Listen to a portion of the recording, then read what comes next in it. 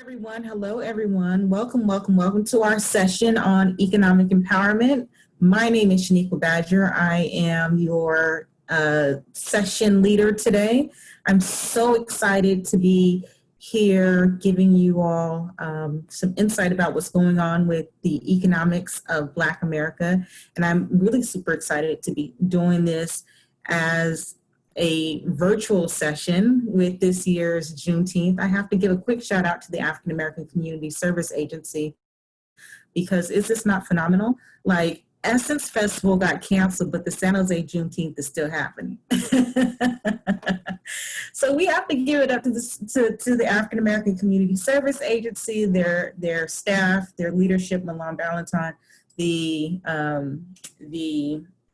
board, and also a shout out to their volunteers. This cannot be done without an amazing team and an amazing collective effort. So I want to make sure that I give my my hellos and congratulations to the team for another amazing San Jose Juneteenth. And are we not excited about Anthony Hamilton? Like, come on. I get to watch Anthony Hamilton on my big screen TV at home. I'm good with that, and celebrate Juneteenth. So listen, I really want to give you all everything that I got in this next session. First and foremost, if you're in the chat, let's do a little bit of housekeeping. Feel free to fire off your questions. If I am able to answer any questions towards the end or throughout this process, I'm more than happy to do so. Make sure you give us a shout out and let us know where you're from, because I want to know, like, are you from San Jose? Are you from the Bay? You know, type it in the chat, because we want to see that too. And we want this to be interactive, because I think that this is something that you're going to be able to take away from this and then take it home, or take it to your community, or take it to your village, take it to your tribe, take it to your corporation. Because a lot of this is going to be very important for you to take on as actionable steps into how we can rehabilitate the economic pandemic we're currently in. Hey, Central Valley, hey, Bay Area, I see you all. Welcome. So let me go ahead and get started. Hey, San Jose, I see you too. San Jose, you know, I'm originally from San Jose. From those that do not know it, I'm a San Jose chick. But it's always good for me to say that I'm coming home to do things like this. So I'm very honored and proud to be able to do this. Hey, Salinas, how you doing? And hey, Pasadena, you all joining us from Southern California. What's going on? So let's get started.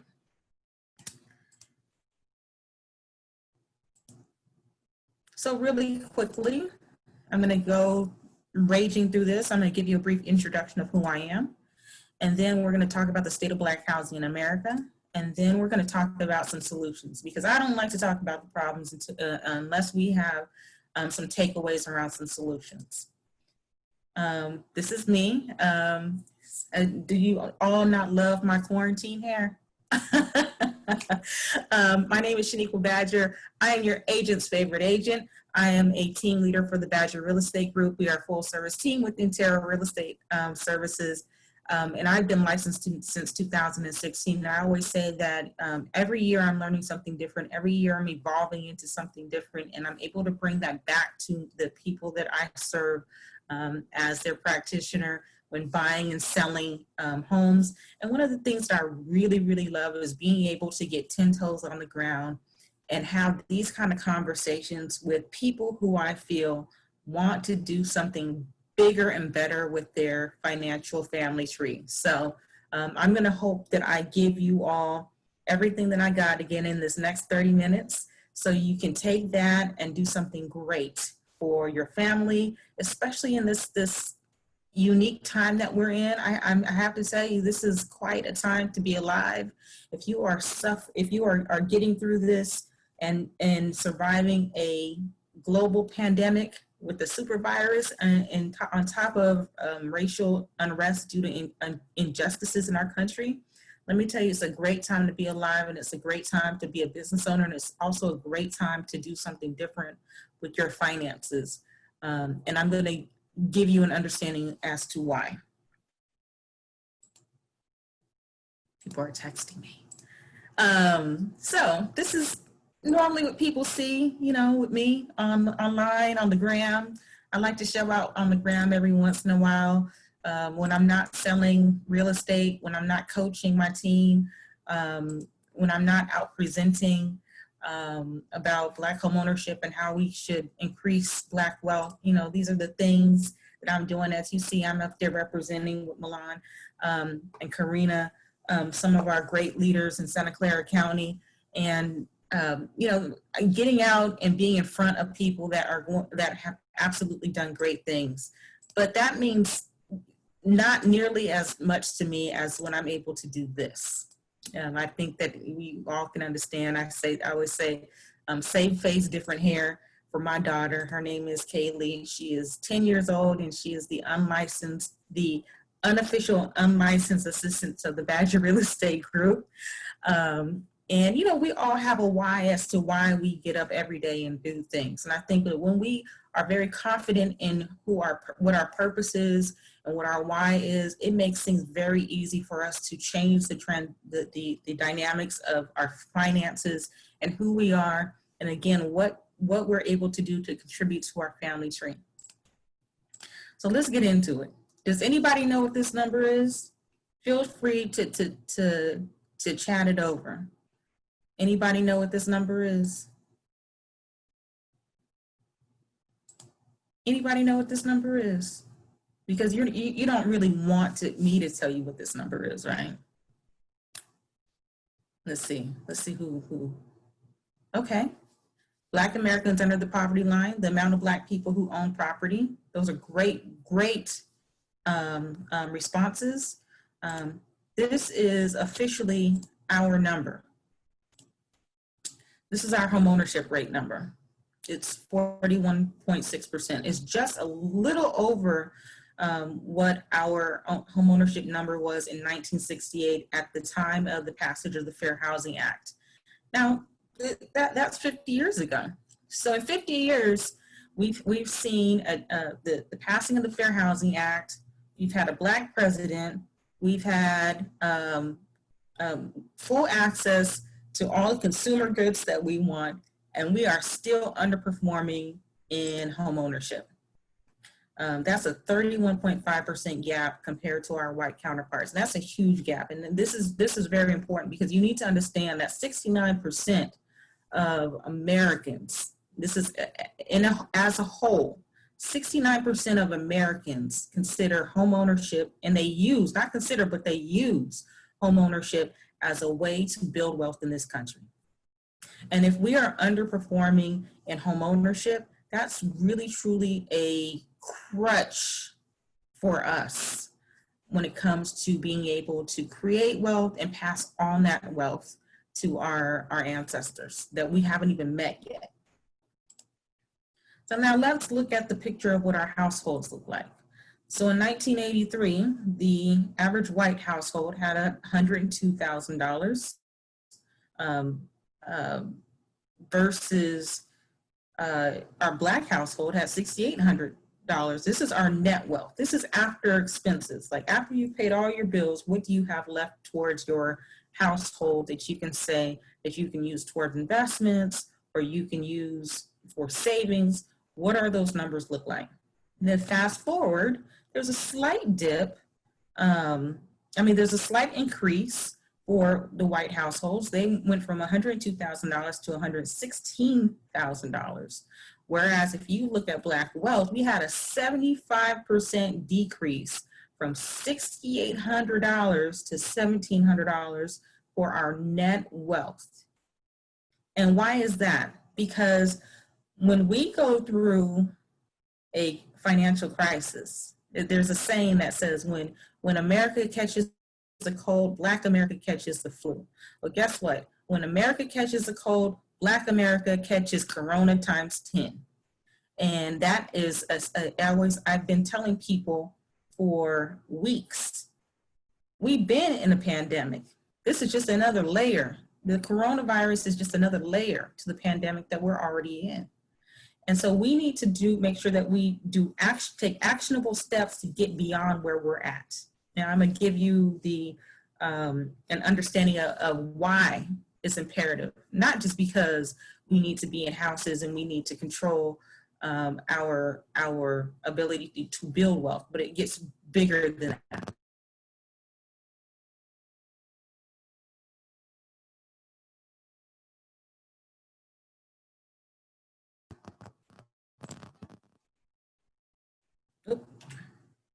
So let's look at the family wealth by race. So for every dollar in a white household, we have 5.5 cents.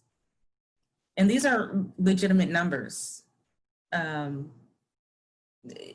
let me be clear.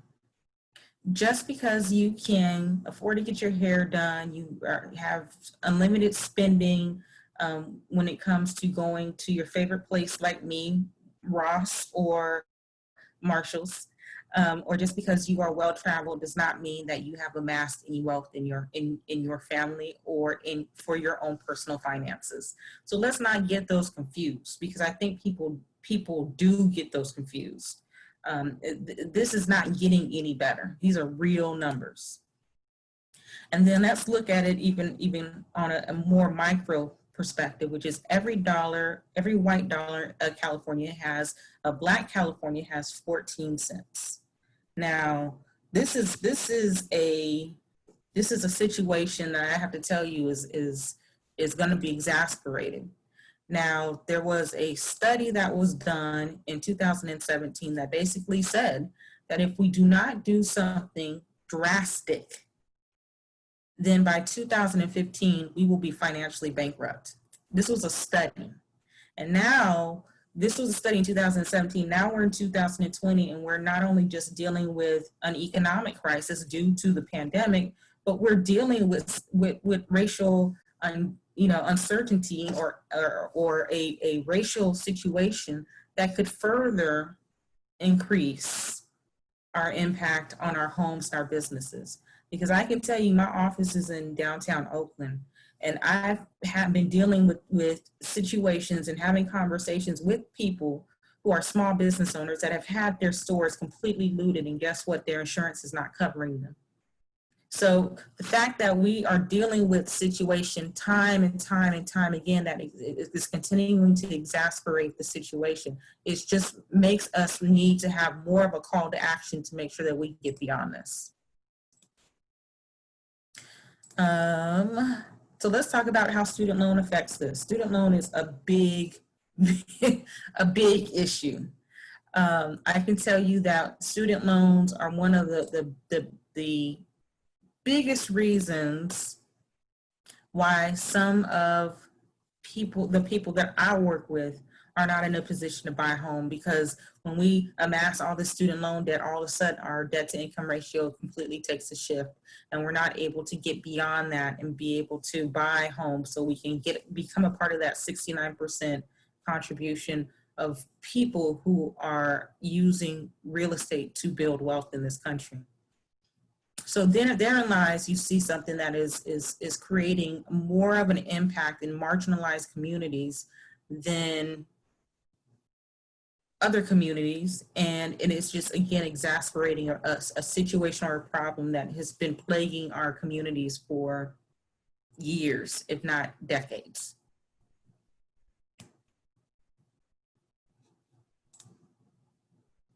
So again, lost wealth impacts education, your ability to start new businesses, health, and retirement.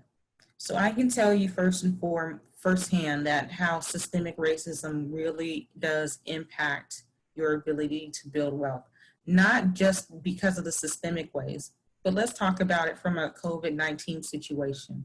So if you are a person who doesn't have the ability to build wealth or buy a home in a better environment because of redlining or because of banks' inability to work with you and navigate around credit challenges or how they look at student loan debt when getting people pre-approved into home ownership or for a home mortgage, I can tell you that you being put into a marginalized population means that you don't have access to medical care or quality medical care like another person would have.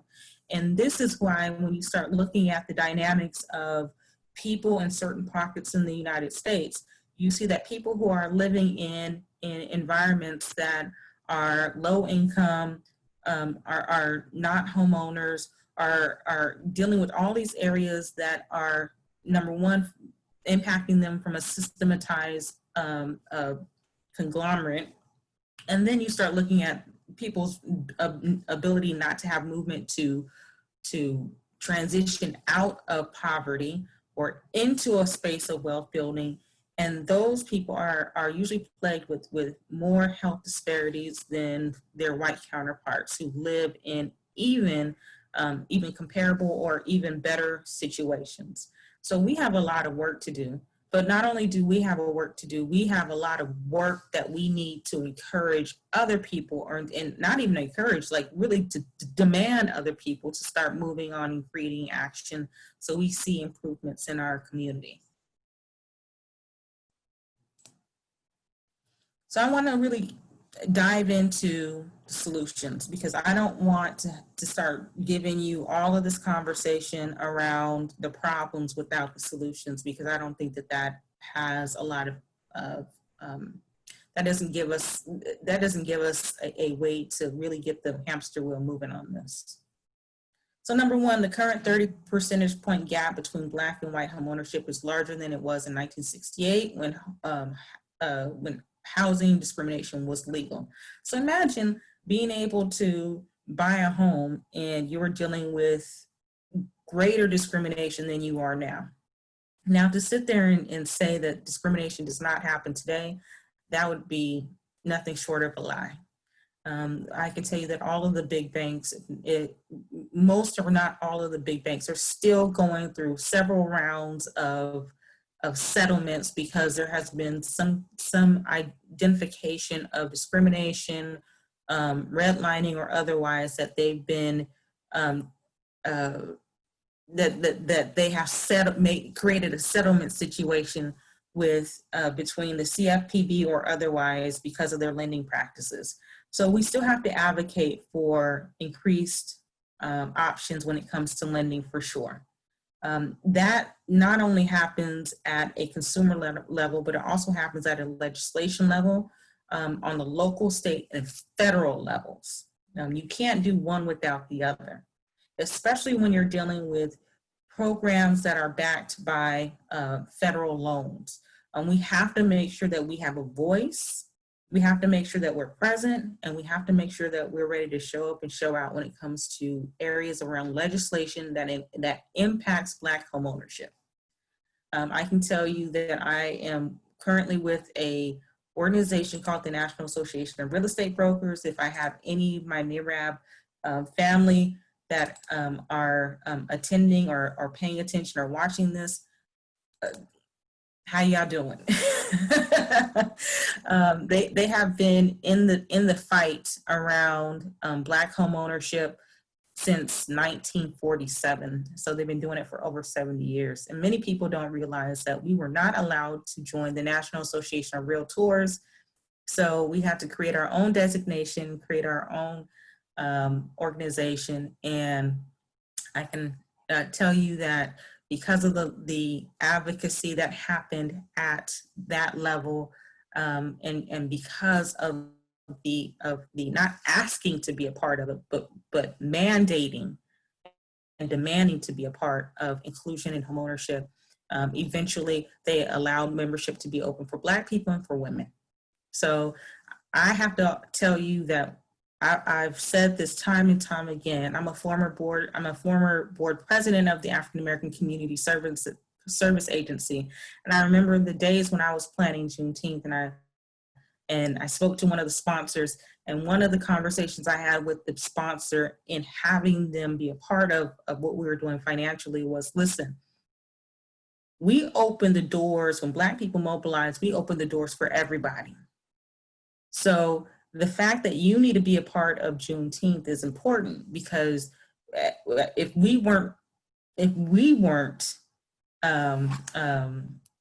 slavery wasn't abolished for Black people, everybody had the potential to be a slave. So everything starts and ends with us. And so when we talk about things that are inclusionary on a advocacy perspective and on a legislation and policy perspective, we open the doors for everybody. So when we have conversations with our allies or our white or Hispanic counterparts as to why they need to be a part of these movements, this is the languaging that we need to start having, and it be intentional, and there should be some action behind it.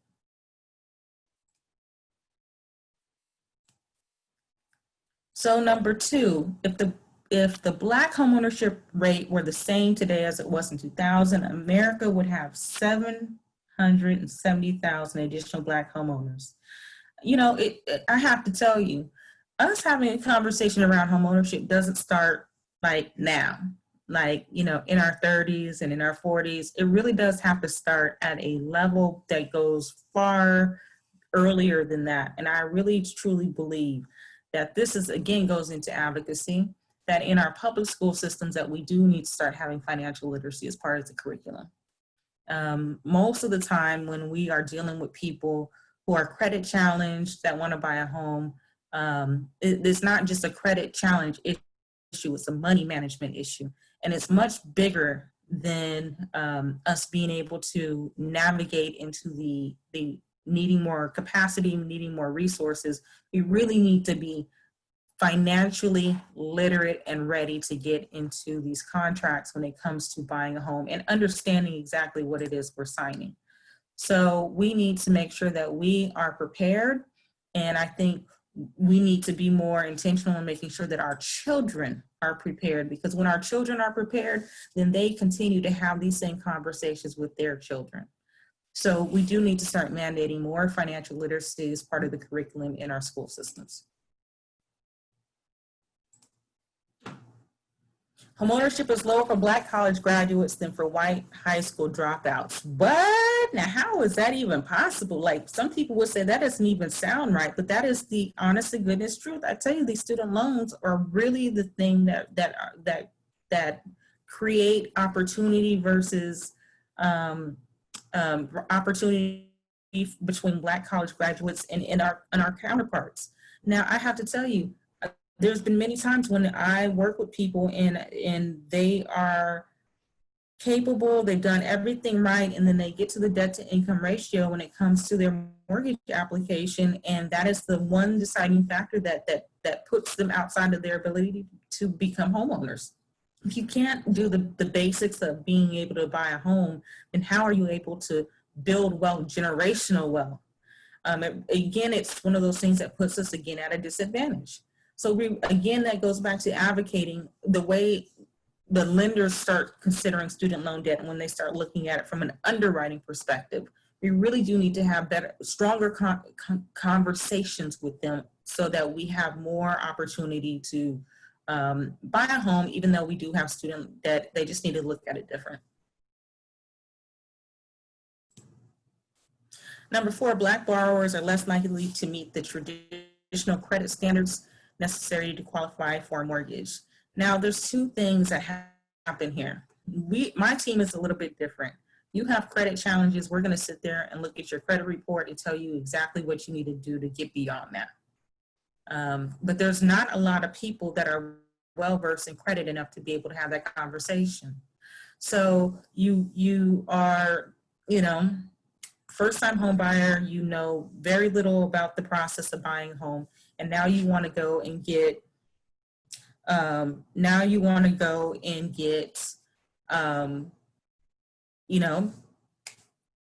mortgage. And then you get with a lender that just looks at your credit application and says, nope, you have bad credit, bye, next. And that happens a lot. So we need to, number one, start having a non-discriminatory and fair outcomes for Black borrowers, number one. You would think that would be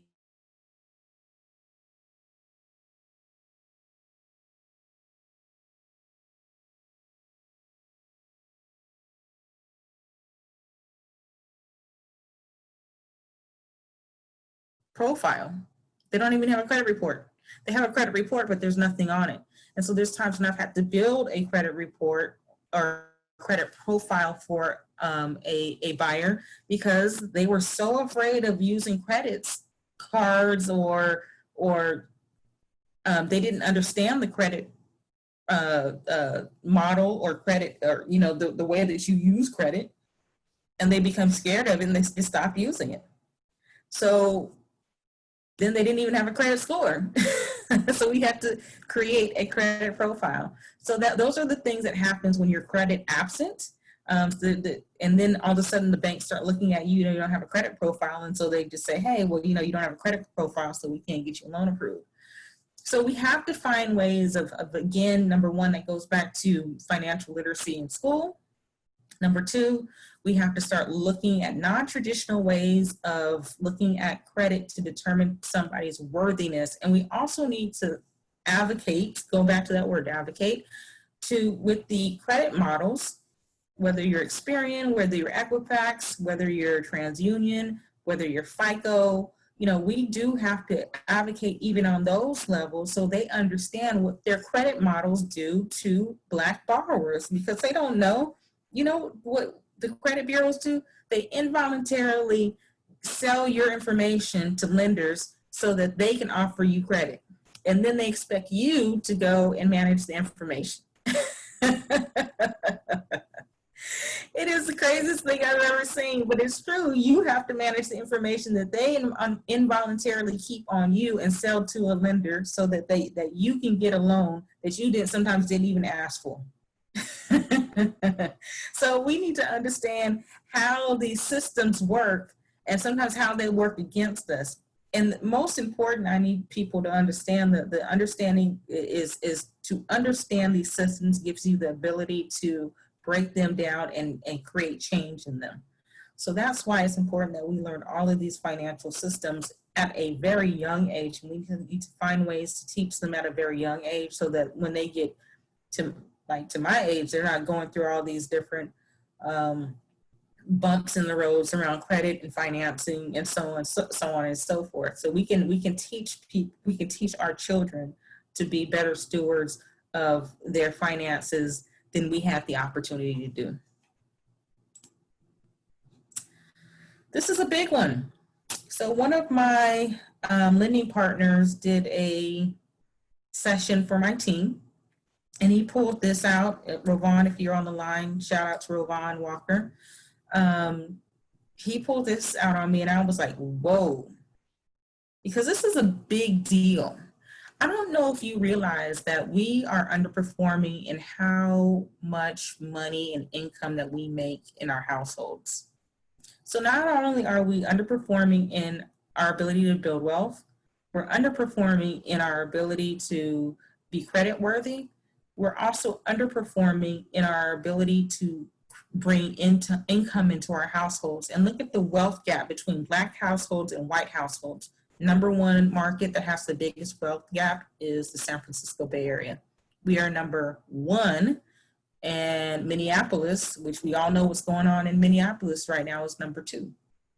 So we really truly need to understand how this affects our ability to create sustainable wealth and be solvent in our ability to just manage the day-to-day of our finances. So what I would recommend is, this is something that, number one, we could advocate, again, let's go back to that, advocate on a county perspective around making sure that everybody has a fair living wage. I remember getting in front of the Commission for Human Rights Commission for Human Rights in Santa Clara County.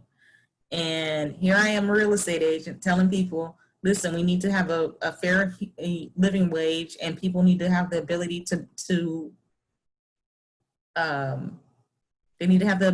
be able to afford a home, renter or buying a home. Either way, they need to have access to housing. And you don't hear too many real estate agents having a conversation around people being able to afford rents. But I believe that people need to be able to afford rents, point blank. And if they can't afford it, it's usually because they don't have a fair living wage.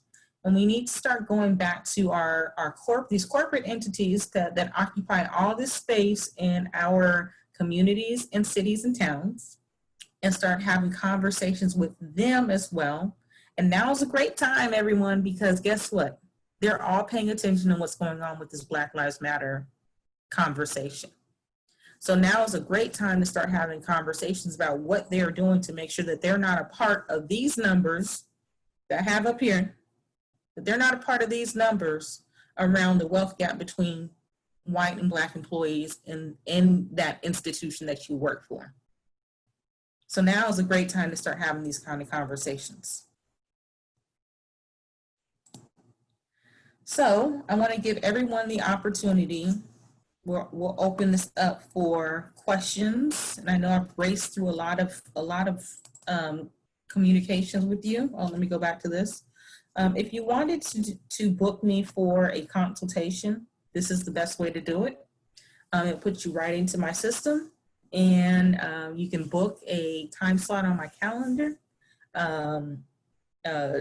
Now is a great time to start having conversations. I think since shelter in place, I don't know if you all know that you are still under shelter in place if you're in the Bay Area. Based on the amount of people that have been taken to the streets, people don't realize that that's still a fact. But since March, when we first got under shelter in place, I've had consultations, and I don't charge for them. I've had consultations with at least 55 people over a 2-month period.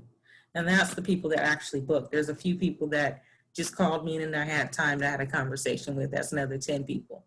But now is a great time for you to leave this current situation of being sheltered in place and dealing with this current pandemic. It's a great time for you to leave this better than whence you came. So you have the opportunity to do that. And I think that we're gonna open it up for questions. So do any of you have any questions for me? I'm looking at the chat right now. And I think that we're live streaming it on Facebook. Hey, Facebook family. let me see. But we do need to see what we can do to improve Black home ownership. So, how do we get a copy of the presentation? How many of you want a copy of this presentation? If so, I'll tell you that I will say, go back to this. Text me this and I'll get you a copy of the presentation. Hi, Theresa, how are you doing? Text me to that number and I'll get you a copy of the presentation for sure.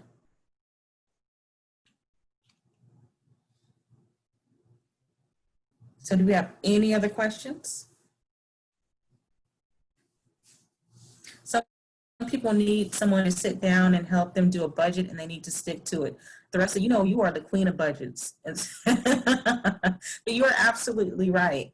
A budget is a very strong instrument to keep you on track and to keep your household on track, and it's a great way for you to understand what your priorities should be. You do need to be absolutely disciplined, but that discipline will come because you are very strong in your why and what your purpose is. So I always recommend to people at the beginning of the year or whenever they want to create a habit like a budget. If you want to create a habit like getting into being a steward for your budget, I always recommend to people to start with a vision board, because your vision board is going to be the biggest motivator for you, because that is what you want to accomplish. And so if you want to be a steward of your budget, then I always recommend start with your vision board, and because you've written out all the financial things that you want to accomplish, and your budget will help reconcile you to get to that point. Paris, how do you qualify for rental property, and you have a home already? I'm trying to increase my wealth. That's a very good question. I can tell you that I have several of my clients that are, let's see, 1, 2, 3, 4. We had 4 people that bought a second home and already owned a primary residence last year. All of those people that bought a second home were all single women. And they were all in the Bay Area. So I'm very proud of that. I'm proud of them and I'm proud of that. But they were able to leverage the equity in their primary residence to be able to buy a income property. Now let's have a conversation around income property.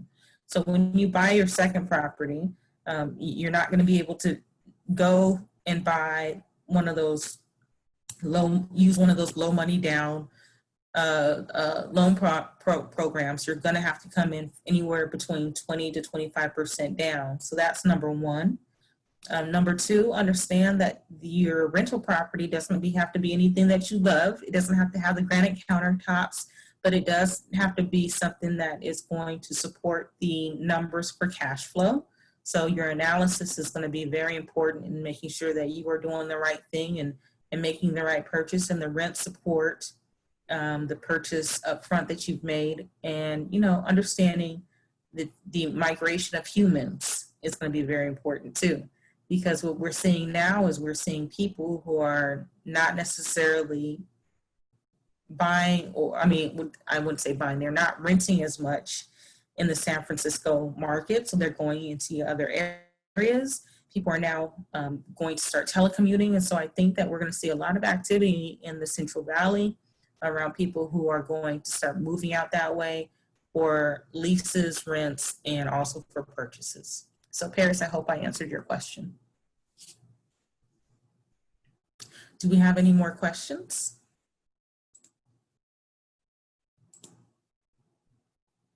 Oh, okay. So we have a few questions. Do you know of any purchase opportunities to invest, pay down, and buy a house with an affordable note? Yes, I want a copy of the presentation. Hi, Phyllis. How are you? Your note is always going to be considered. There's two things that go into an affordable note. Number one, it's your interest rate. Interest rates are great right now, everyone. Interest rates are lower than we've seen. I can tell you that before the foreclosure crisis, people were paying anywhere between 14 and 19% for their interest rates. Right now, we're seeing people who are, their credit is really, really great, and we're seeing them in the twos. And then if you're using a down payment assistance program, we're seeing them in the threes and the fours. So credit, the interest rates are really, really great. Let's just say that. Your mortgage is always going to be dependent on how much money you put down, and also how much money, what your interest rate is going to be. And of course, some of that is dependent on your credit profile. So that's something that we'll have to explore offline, but there's opportunities still. You can still use an FHA, which is 3.5% down. You can still, if it's owner occupied, and you can still use a 5% conventional if it's owner occupied as well. So there's opportunities to do it, and there's also grants available for people who want to do multi-unit purchases. So there's a lot of stuff out there that you can use to create leverage in your ability to buy income property. This year alone, I've already closed on 3 multi-units for people. So, I got like 5 or 6 people that I'm working with on multi-units right now. So people are starting to get into the doors business, which is really exciting.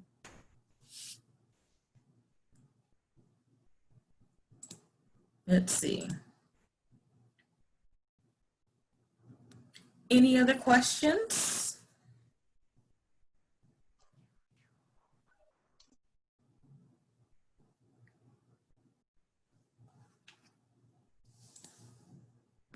What percentage of my savings should I keep for emergencies if I'm using my savings as a down payment? That's a great question.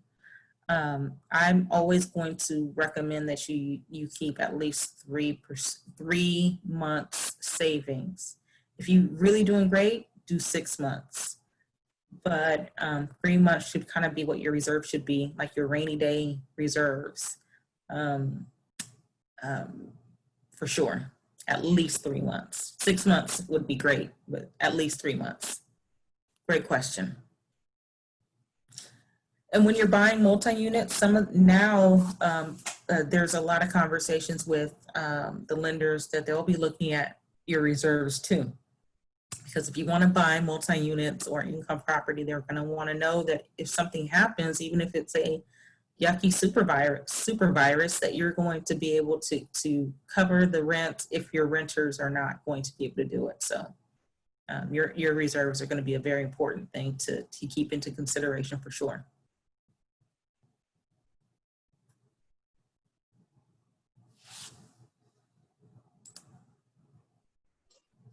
It looks like we have a question in the Zoom chat. How has the loan process changed due to COVID?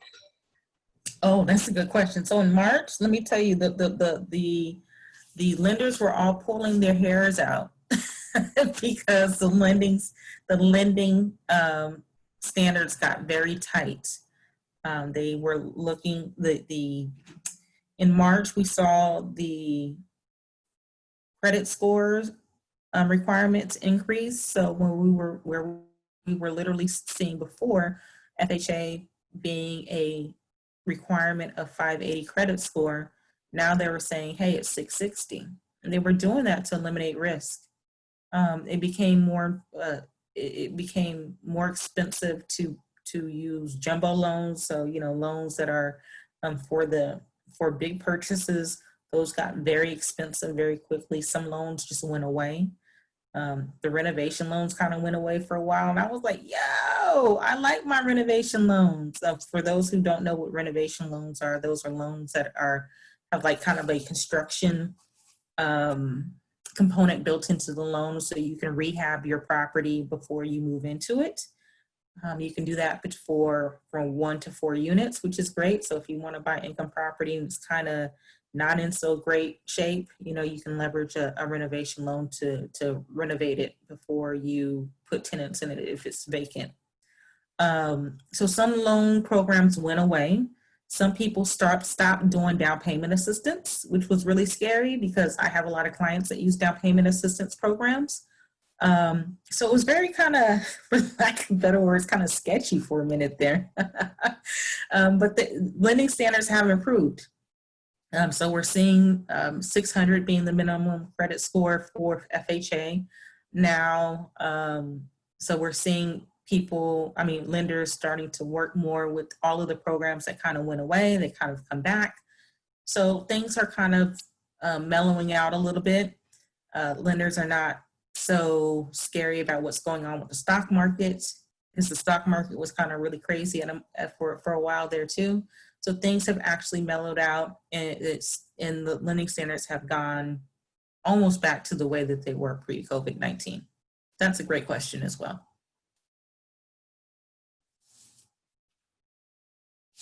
I'm just looking at my clock. I don't want to go over time.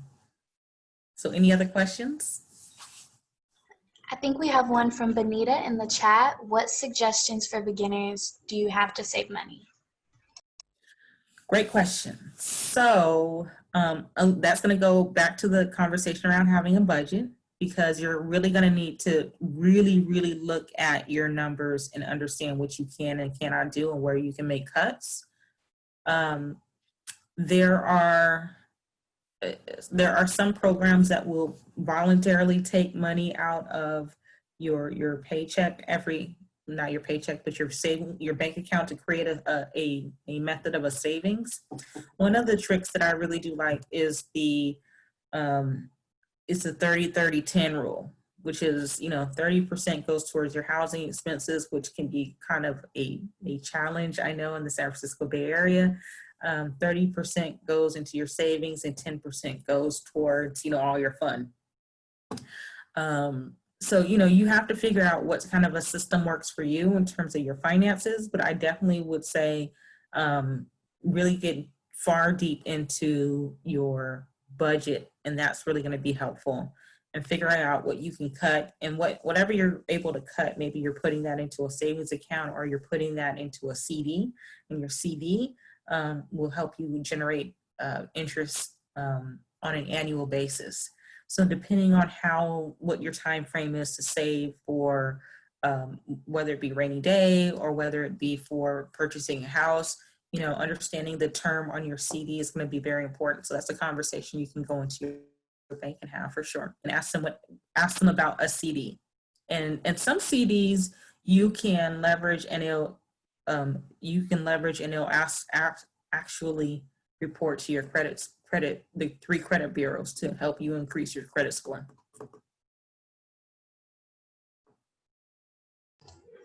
All right, if we don't have any more questions, I would like to thank you for your time, Ms. Shaniqua Badger. I'm sure we are all very much empowered now. So in closing, I need to make sure that I'm very, that I do say this, is what we're dealing with now is going to be very important. The steps that you take now are going to be very important for you to build your financial family tree. So do whatever you can to create a wealth building instrument, whether that's stocks, whether that's bonds, whether that's real estate. You know, you have to do something because we can't afford to do nothing. So now is the time for you to take control of your finances. Now is the time for you to be intentional about how you move. And guess what? Now is also a great time for you to have conversations with your friends and your family on how you can pull your money together and build your real estate portfolio together. Because it's one thing to have conversations and go party and hang out with people during the holidays, but we need to get back into the business of running the business of our communities. And sometimes we need to create strongholds in our households so that we can go out there and be strong and resilient when we have things that are not necessarily enduring to the success of our communities. We need to start really truly figuring out how we can be empirical in our households. So with that, here's my contact information. If anybody would like to contact me otherwise afterwards, feel free to do so. Thank you all for giving me some of your time. I hope you all enjoy Anthony Hamilton because I think that he's going to be phenomenal. I think we're passing it off to DJ D Sharp after this, and peace and blessings to you all. Thank you so much. Bye, everyone.